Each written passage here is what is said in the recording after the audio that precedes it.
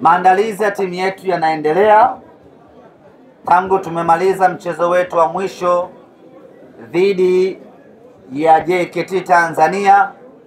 Wachezaji wakapata muda kidogo wa kupumzika kwa wale ambao hawana majukumu ya timu ya taifa, na baada ya mapumziko ya siku chache wakarejea tena katika uwanja wa mazoezi Mo Simba Arena na kuanza programu ya mazoezi.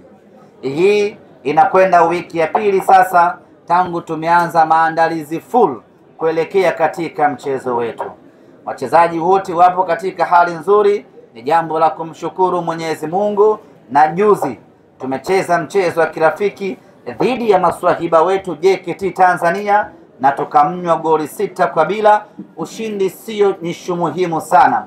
Nishu muhimu ni namna gani meneja Dimitar Pantev ametumia mchezo huo kutengeneza mipango yake ya kimauaji kuelekea mchezo wetu wa tarehe 23. Kuelekea katika mchezo huo tutaendelea kuwakosa wachezaji wetu wawili.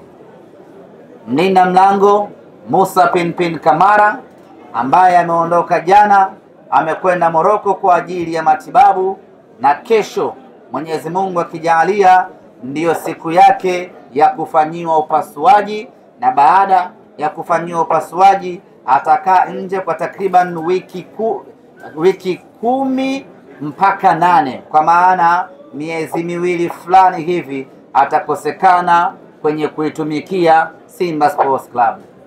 Lakini tutaendelea vile vile kuikosa huduma ya beki wetu Abdulrazak Hamza ambaye bado anaendelea na matibabu, na yeye vile vile wiki hii yuko mbioni kuelekea Morocco kwa ajili ya kwenda kufanyiwa vipimo zaidi ili tuweze kuona amefikia wapi katika matibabu yake.